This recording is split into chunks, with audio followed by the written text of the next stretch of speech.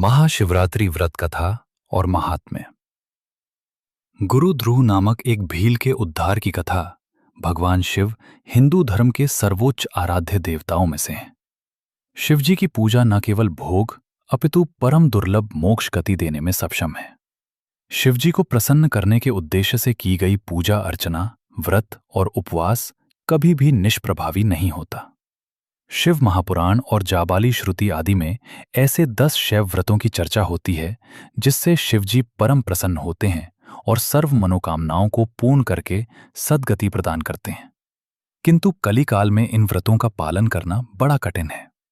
पूर्व काल में भगवान विष्णु, ब्रह्मा जी और माता पार्वती जी ने भगवान भोलेनाथ से मनुष्यों के परम कल्याण के उद्देश्य से शिवरात्रि व्रत का महात्म्य बताया था। शिवजी का कथन है कि भोग और मोक्ष की आकांक्षा रखने वाले मनुष्यों के लिए शिवरात्रि से हितकारक दूसरा कोई व्रत नहीं है। ये व्रत सभी के लिए धर्म का उत्तम साधन है। सभी वर्णों, आश्रमों, स्त्रियों, पुरुषों, बालकों, देवताओं आदि के लिए ये व्रत ग्राह्य है। शिव महापुराण में शिवरात्रि व्रत को लेकर कथा का वर्णन आता है, जिसमें अनजाने में भी किए गए शिवरात्रि व्रत से एक शिकारी की बुद्धि शुद्धि और उसे मिलने वाले शिव पद की प्राप्ति की कथा है। शिव पुराण में महात्मा सूत जी नैमिषारण्य में ऋषियों से बताते हैं कि प्राचीन काल में किसी वन में गुरु ध्रुव नामक एक भील रहता था। वो बड़ा बलवान था और क्रूर स्वभाव वाला था। उसके हृदय दया का कोई भाव न था। वो वन में पशुओं के शिकार से अपना जीवन यापन करता था। उसने कभी भी कोई शुभ कर्म किया ही नहीं था। एक समय कई दिनों तक उत्तम शिकार ना मिलने से वो और उसका कुटुंब भूख से व्याकुल हो गया। वो शिकार की तलाश में वन में भटकने लगा, लेकिन पूरा दिन भटकने के बाद भी उसे कोई शिकार न मिला। दैवयोग से वो शिवरात्रि का ही पावन दिन था। अनचाहे और अज्ञानतावश ही उसने और उसे पूरे परिवार ने शिवरात्रि का व्रत कर लिया। इस तरह वन में विचरते हुए उसका पूरा दिन बीत गया। रात हो जाने के बावजूद परिजनों की व्याकुलता का ध्यान करते ही उसने खाली हाथ घर लौटने का निर्णय त्याग दिया। शिकार ना मिलने से व्याकुल वो भील तालाब के घाट पास एक बेल के वृक्ष की एक डाल पर थोड़ा सा जल लेकर धनुष बाण साधकर इस उद्देश्य से चढ़ गया कि कोई पशु निश्चित ही इस तालाब पर जल पीने आएगा और वो उसी समय उसका शिकार कर लेगा। रात के पहले प्रहर में एक हिरणी तालाब में जल पीने आई। उस समय उस व्याध ने धनुष से उस हिरणी की ओर निशाना साधा। उसके हाथ के धक्के से एक बेलपत्र और जल नीचे गिरा। संयोग से उस वृक्ष के नीचे एक प्राचीन स्वयंभू शिवलिंग स्थित था। वो बेलपत्र और जल सीधे शिवलिंग पर अर्पित हो गया। इस तरह अनजाने में भीलराज द्वारा प्रथम प्रहर का शिव पूजन हो गया। शिव पूजन के प्रभाव से उसका बहुत सारा पाप तत्काल नष्ट हो गया। भील को स्वयं के ऊपर धनुष साधे हुए देख हिरणी घबरा गई और उसने व्याधराज से प्रश्न किया, व्याध, आप क्या करना चाहते हो? मुझे सच सच बताओ। व्याध ने जवाब दिया कि उसके कुटुंब के लोग भूखे हैं, इसीलिए वो हिरणी का शिकार करना चाहता है और कुटुंब सहित अपनी भूख को तृप्त करेगा। हिरणी ने उससे प्रार्थना की, यदि उसके प्राण हरकर यदि व्याध और उसके परिवार का हित होता है तो वो मरने को तैयार है, लेकिन उसके बच्चे छोटे हैं और अकेले हैं। उन बच्चों को वो अपनी बहन के पास छोड़कर वापस व्याध के पास आ जाएगी। हिरणी के इस प्रस्ताव से भील सहमत नहीं हुआ। तब हिरणी ने दोबारा व्याध से प्रार्थना की और कहा, हे व्याध, मैं तुम्हारे सामने शपथ खाती हूं जिससे मैं जाकर अवश्य ही वापस लौट आऊंगी। ब्राह्मण यदि वेद बेचे और त्रिकाल संध्या न करे, पत्नी यदि स्वेच्छाचारी होकर पति की अवज्ञा करे, तो उन्हें जो पाप लगता है, साथ ही पर उपकार को न मानने का, भगवान शिव का अनादर करने से, विश्वासघात करने से तथा धर्मद्रोह करने वालों को जो पाप लगता है वही मुझे लगे, यदि मैं वापस लौट कर ना हूं। पूजन से उस व्याध के कुछ पुण्य उदय हुए थे। तब हिरणी की ये शपथ सुनकर उसने उसे जाने की आज्ञा दे दी। वो हिरणी जल पीकर वहां से चली गई। इस तरह से रात्रि का वो प्रहर निराहार जागरण में ही बीत गया। इसी बीच उसी हिरणी की बहन उसे ढूंढते हुए उसे तालाब के पास जल पीने के लिए आई। तब उस हिरणी को मारने के लिए व्याध ने अपना धनुष चढ़ाया, जिससे एक बार फिर जल और बेलपत्र उसी शिवलिंग पर अर्पित हो गया। और दूसरे प्रहर भी अनजाने रूप में व्याध द्वारा शिव पूजन हो गया। दूसरी हिरनी ने जब व्याध को धनुष चढ़ाए देखा तो उसने भयभीत होकर व्याध से उसे मारने का कारण पूछा। व्याध ने उसे बताया कि अपनी भूख के कारण वो उसे मारेगा। इस पर हिरनी ने व्याध से प्रार्थना पूर्वक निवेदन किया कि व्याध, मैं धन्य हूं, क्योंकि इस देह द्वारा किसी का उपकार होगा। किंतु मेरे घर 2 छोटे बच्चे हैं। एक बार उन्हें अपने स्वामी को सौंप दूं, फिर तुम्हारे पास मैं लौट कर आ जाऊंगी। व्याध ने इस पर उसे इनकार किया। तब उस हिरनी ने शपथ खाते हुए व्याध से कहा, हे व्याध, मैं भगवान विष्णु की शपथ खाकर कहती हूं कि यदि वापस ना आऊं तो अपना सारा पुण्य हार जाऊं, क्योंकि जो वचन देकर उसे तोड़ता है अपने पुण्यों का नाश कर देता है। जो पुरुष अपनी स्त्री से धोखा कर दूसरी स्त्री के पास जाता है, जो वैदिक धर्म का उल्लंघन कर कल्पित पंथों पर चलता है, जो विष्णु जी का भक्त हो शिव जी की निंदा करता है, मृत माता पिता का श्राद्ध न कर उनकी तिथि को सूना बिताता हो, मन में भार रखकर वचन पूरा करता हो, तो उन्हें जो पाप लगे वही मुझे लगे, जो मैं वापस लौट कर ना आऊं। व्याध ने उसे जाने की आज्ञा दे दी। शिव पूजन से उनका हृदय निर्मल हो रहा था। दूसरा प्रहर भी जागरण और निराहार ही बीत गया, लेकिन उसे भूख व्याकुल कर रही थी। हिरनी के वापस न आने से वो चकित होकर उनकी प्रतीक्षा करने लगा। इतने में उसे तालाब के पास एक हिरन दिखाई दिया। उसे मारने के लिए उसने धनुष चढ़ाया, लेकिन प्रारब्धवश पुनः जल और बेलपत्र उसे शिवलिंग पर अर्पित हो गया। संभवतः शिवजी ने उस व्याध पर दया दिखाई और तीसरे प्रहर का पूजन भी उसने अनजान होकर कर लिया। पत्तों के गिरने से सावधान हो हिरण ने व्याध से पूछा कि वो उसे क्यों मारना चाहता है। व्याध ने पुनः अपने कुटुंब पोषण का तर्क दिया। हिरण ने कहा, मेरा हष्टपुष्ट शरीर यदि आपके कुटुंब के रक्षणार्थ उपयोग होगा तो यह मेरा सौभाग्य होगा। जो परोपकारी नहीं उसका सब नष्ट हो जाता है। जो सामर्थ्यशील होकर उपकार नहीं करता परलोक में नरकगामी होता है। मैं एक बार अपने बच्चों को उनकी माता को सौंपकर तुम्हारे पास लौट आऊंगा। इन घटनाक्रमों से व्याध को बड़ा विस्मय हुआ। उसने हिरण से कहा कि तुमसे पहले भी जो यहां आए वे भी मुझसे ज्ञान की बातें करके वापस लौटने का वादा करने गया, पर कोई वापस नहीं आया। तुम भी जाओगे तो मेरे परिवार का पेट कैसे भरेगा? शिवजी के पूजन से उसके पाप नष्ट हो गए थे। एक क्रूर शिकारी अपने शिकार से तर्क कर रहा था। हिरण ने व्याध से कहा, मैं जो कह रहा हूं वो सत्य है।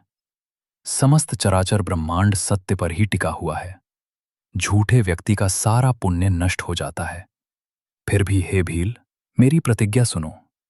संध्याकाल में मैथुन, शिवरात्रि के दिन भोजन करने से, झूठी गवाही देने से, दूसरों की धरोहर हड़पने से तथा संध्या न करने वाले द्विज को जो पाप लगता है, जिसके मुख से कभी शिवजी का नाम न निकले, पर्व के दिन श्रीफल तोड़े, अभक्ष्य का भक्षण करे, बिना शिव पूजन कर भोजन करे, तो उन्हें जो पातक लगे वही मुझे लगे, यदि मैं वापस न लौटूं।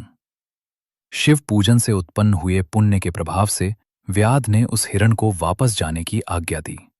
वो उससे शीघ्र लौटने का आदेश दिया। तीनों हिरण एक ही स्थान पर एकत्रित हुए और सबने प्रतिज्ञा में बंधने का अपना अपना वृत्तांत सुनाया और सबने निश्चय किया कि उस व्याध के पास अवश्य लौटना चाहिए। तभी ज्येष्ठ हिरणी ने अपने पति हिरण से कहा कि स्वामी, आपके बिना बालक कैसे रहेंगे, और पहले प्रतिज्ञा मैंने की है, इसीलिए आप दोनों घर पर रहें। मैं ही व्याध का आहार बनूंगी।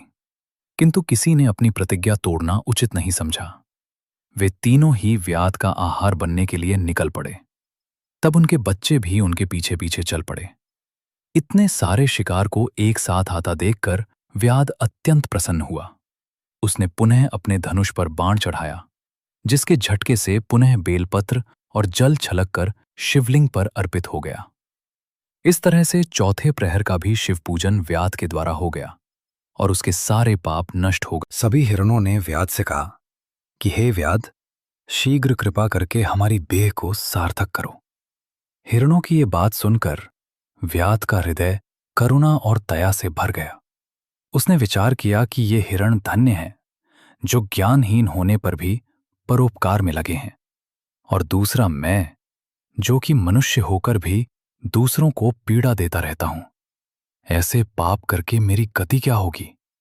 ऐसा विचार करके उसने हिरणों से कहा, हे मृगों, तुम धन्य हो, तुम अपने घर पर जाओ। व्याध द्वारा हिरणों को अभय प्रदान करने से प्रसन्न हुए भगवान महादेव उसी समय प्रकट हो गए और उन्होंने व्याध को स्पर्श करके कहा, हे निषादराज, मैं तुम्हारे व्रत से अत्यंत प्रसन्न हूं, वर मांगो। भील शिवजी को देखकर तुरंत जीवन मुक्त हो गया और मैंने सब पा लिया कहते हुए भगवान के चरणों में गिर पड़ा। तब शिवजी ने उसे वर देते हुए उसे गुह नाम दिया और कहा, हे व्याध, मैं तुम्हारे पूजन से अत्यंत प्रसन्न हूं। तुम श्रृंगवेरपुर जाकर दिव्य भोगों का उपभोग करो, तुम्हारे कुल की वृद्धि होती रहेगी। भगवान श्री राम एक दिन तुम्हारे घर पधारेंगे तथा तुम्हारी उनसे मित्रता होगी और अंत में तुम दुर्लभ मोक्ष प्राप्त कर लोगे। इसी समय हिरण भगवान के दर्शन के प्रभाव से मृग योनि त्याग कर दिव्य देह धारण करके दिव्य धाम चले गए। भील भी भगवान शिव के वरदान के प्रभाव से दिव्य भोग का पहले तो भोग किया और बाद में श्री राम की कृपा से उसने सायुज्य मोक्ष प्राप्त किया। महात्म्य सूत जी कहते हैं कि अनजाने में किए गए व्रत अनुष्ठान के प्रभाव से निषाद राज का कल्याण हो गया। फिर जो शिवरात्रि व्रत को भक्ति भाव से करते हैं, उन्हें तो दुर्लभ भोग और परम मुक्ति की प्राप्ति साध्य हो जाती है।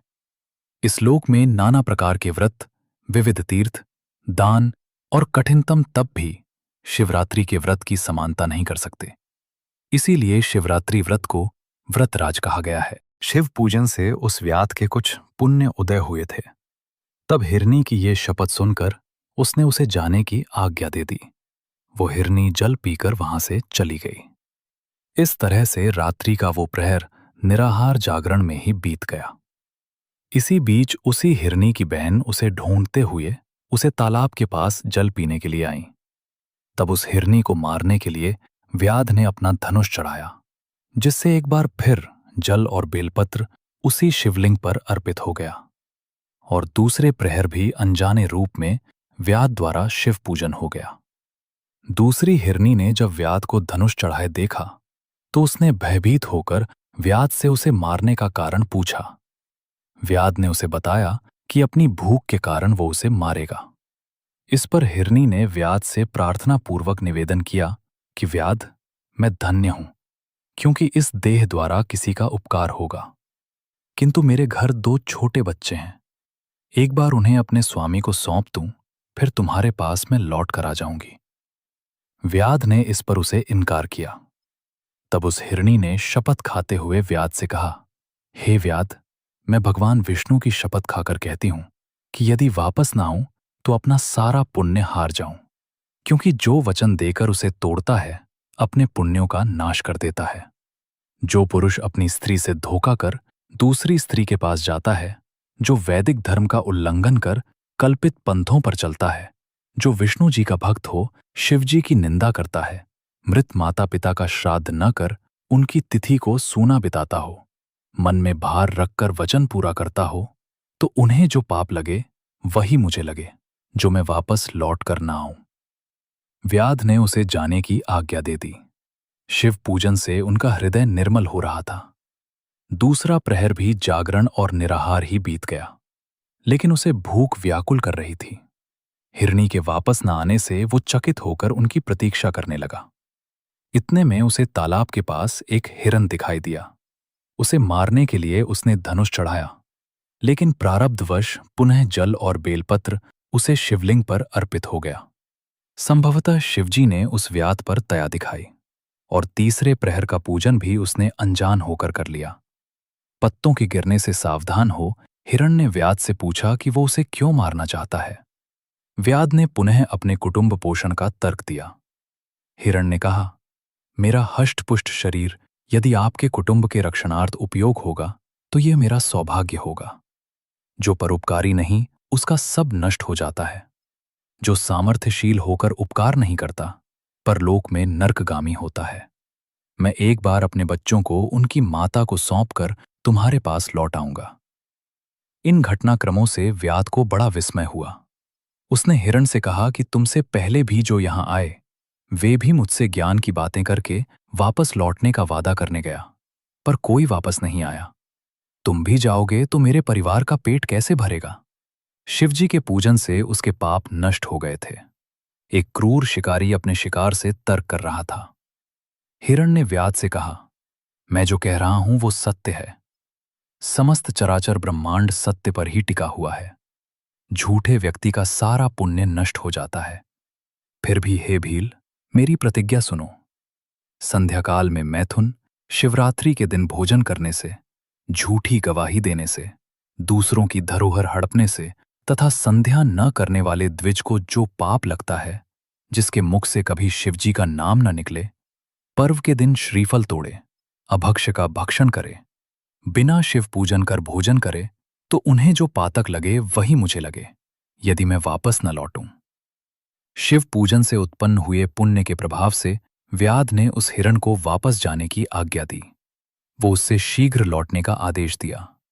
तीनों हिरण एक ही स्थान पर एकत्रित हुए और सबने प्रतिज्ञा में बंधने का अपना अपना वृत्तांत सुनाया, और सबने निश्चय किया कि उस व्याध के पास अवश्य लौटना चाहिए। तभी ज्येष्ठ हिरणी ने अपने पति हिरण से कहा कि स्वामी, आपके बिना बालक कैसे रहेंगे? और पहले प्रतिज्ञा मैंने की है, इसीलिए आप दोनों घर पर रहें। मैं ही व्याध का आहार बनूंगी। किंतु किसी ने अपनी प्रतिज्ञा तोड़ना उचित नहीं समझा। वे तीनों ही व्याध का आहार बनने के लिए निकल पड़े। तब उनके बच्चे भी उनके पीछे पीछे चल पड़े। इतने सारे शिकार को एक साथ आता देखकर व्याध अत्यंत प्रसन्न हुआ। उसने पुनः अपने धनुष पर बाण चढ़ाया, जिसके झटके से पुनः बेलपत्र और जल छलककर शिवलिंग पर अर्पित हो गया। इस तरह से चौथे प्रहर का भी शिव पूजन व्याध के द्वारा हो गया और उसके सारे पाप नष्ट हो गए। सभी हिरणों ने व्याध से कहा कि हे व्याध, शीघ्र कृपा करके हमारी बेह को सार्थक करो। हिरणों की ये बात सुनकर व्याध का हृदय करुणा और दया से भर गया। उसने विचार किया कि ये हिरण धन्य हैं, जो ज्ञानहीन होने पर भी परोपकार में लगे हैं, और दूसरा मैं, जो कि मनुष्य होकर भी दूसरों को पीड़ा देता रहता हूं। ऐसे पाप करके मेरी गति क्या होगी? ऐसा विचार करके उसने हिरणों से कहा, हे मृगों, तुम धन्य हो, तुम अपने घर पर जाओ। व्याध द्वारा हिरणों को अभय प्रदान करने से प्रसन्न हुए भगवान महादेव उसी समय प्रकट हो गए और उन्होंने व्याध को स्पर्श करके कहा, हे निषादराज, मैं तुम्हारे व्रत से अत्यंत प्रसन्न हूं, वर मांगो।